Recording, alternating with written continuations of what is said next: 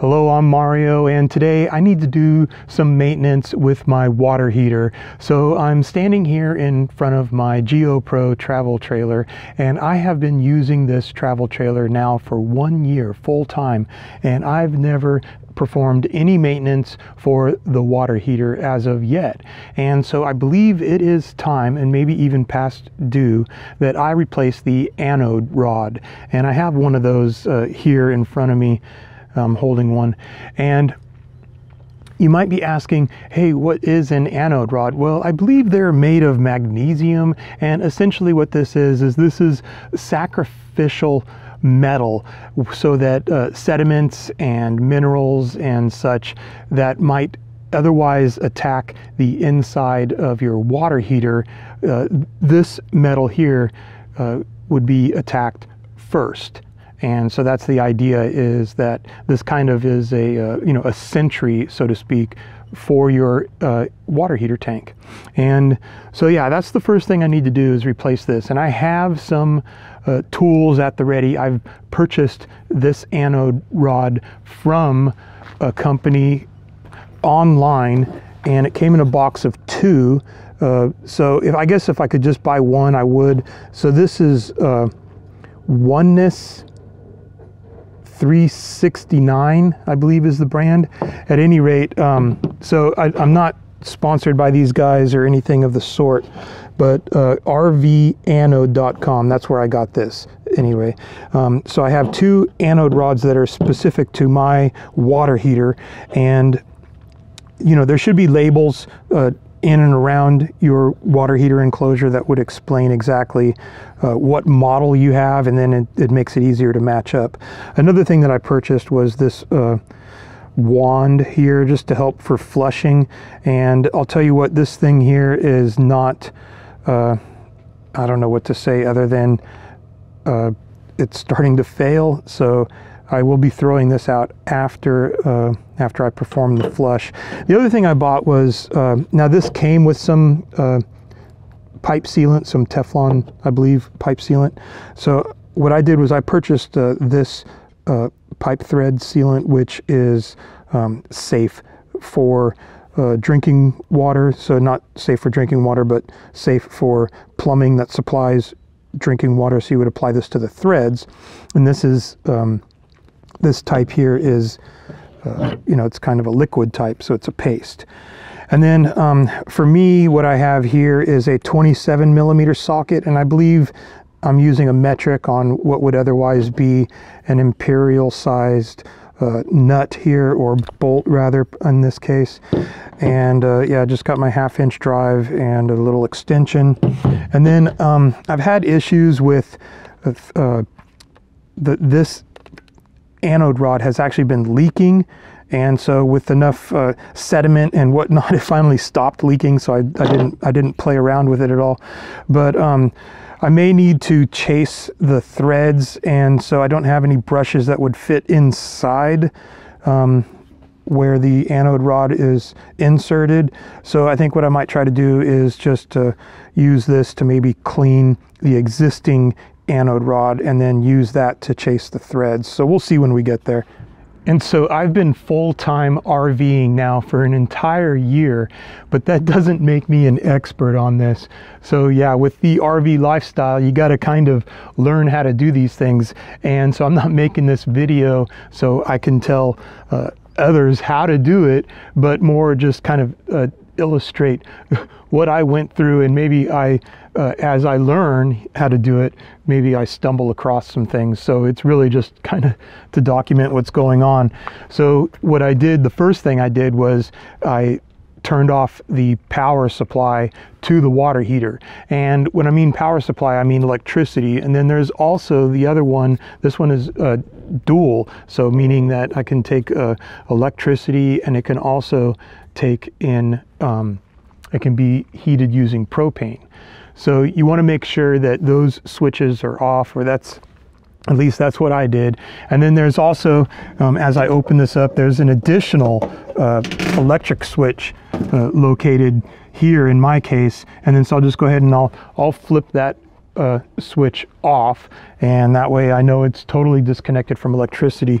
And so at any rate, I turned it off a while back, and then what I wanted to do was displace the hot water that is residing in here with, you know, new cold water. So simply in my case, I just took a shower, and that should have cooled off the tank inside here.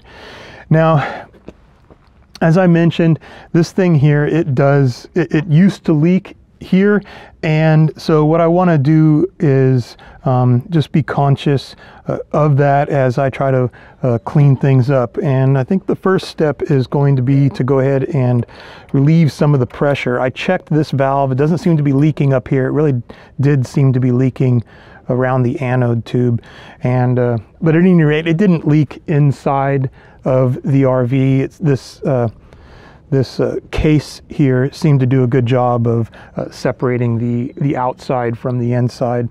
So anyway, enough about that. Let's get this pressure release taken care of.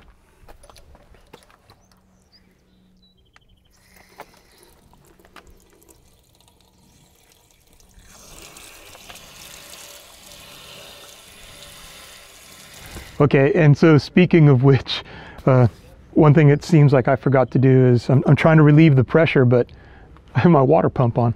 So I got to make sure that that's taken care of, that the new water supply is taken care of. Now that I have the water supply turned off, I think it'll be a little easier to relieve the pressure inside here. So I think what I'll do is I'm just going to leave this valve open so it doesn't create a vacuum when I go ahead and crack this thing open. And so let's see, I don't know how much torque it's going to take. Not too much. The 1/2-inch drive really made it easy.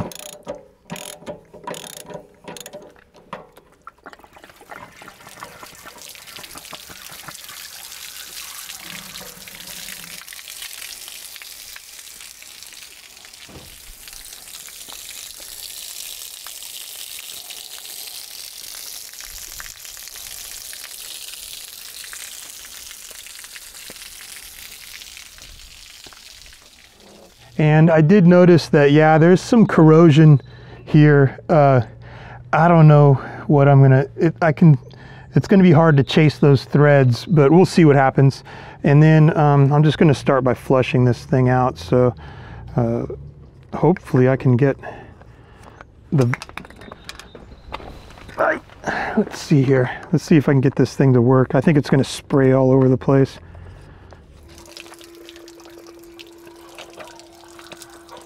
So I'm going to try to angle this down a little bit also, instead of just angling it up, to see if I can get some of that sediment out. But I don't see anything really rushing out as far as sediment. And there goes a little bit.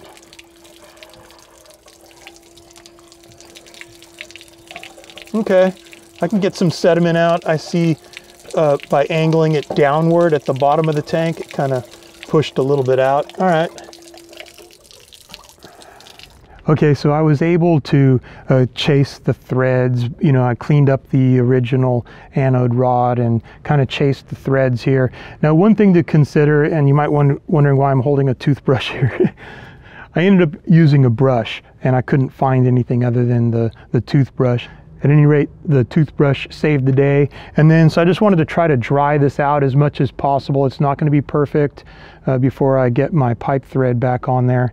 And yeah, I just used a couple paper towels and I don't know, through osmosis, is that a word?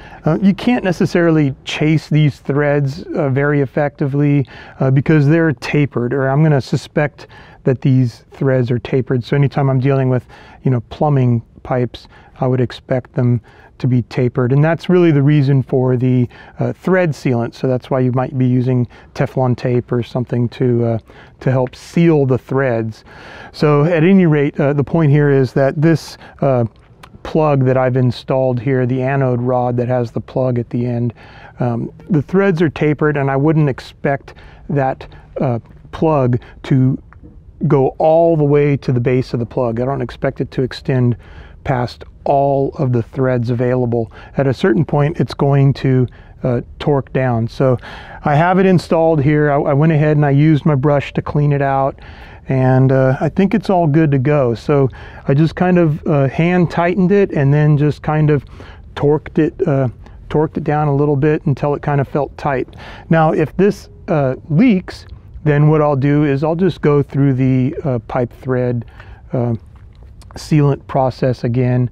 I still have the relief valve open here, and I think what I'm going to do is go ahead and I'm going to leave this open and then turn my water pump on and see if I can't fill up the tank now that I have the anode rod back in place and the plug is sealed up here. So I hear the pump running, so it should be filling this space up here. We'll see how long it takes. I think this is 6 gallons, 5 gallons. All right, it doesn't sound like there's any air in there anymore. It stopped kind of gurgling, so. And then I can hear my pump stopped.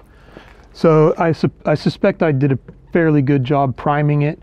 I'll go ahead and I'll run it. I'll run the faucets inside and kind of get all the air out, and then I'll go ahead and you know, power this thing back up. And yeah, so I'm going to call this good. So I hope the information here was informative. It's not a very difficult task to perform, and so yeah, 12 months, that's not too bad. So I'll see you guys next time in the next video. Thanks for watching. Take care, everyone. Bye-bye.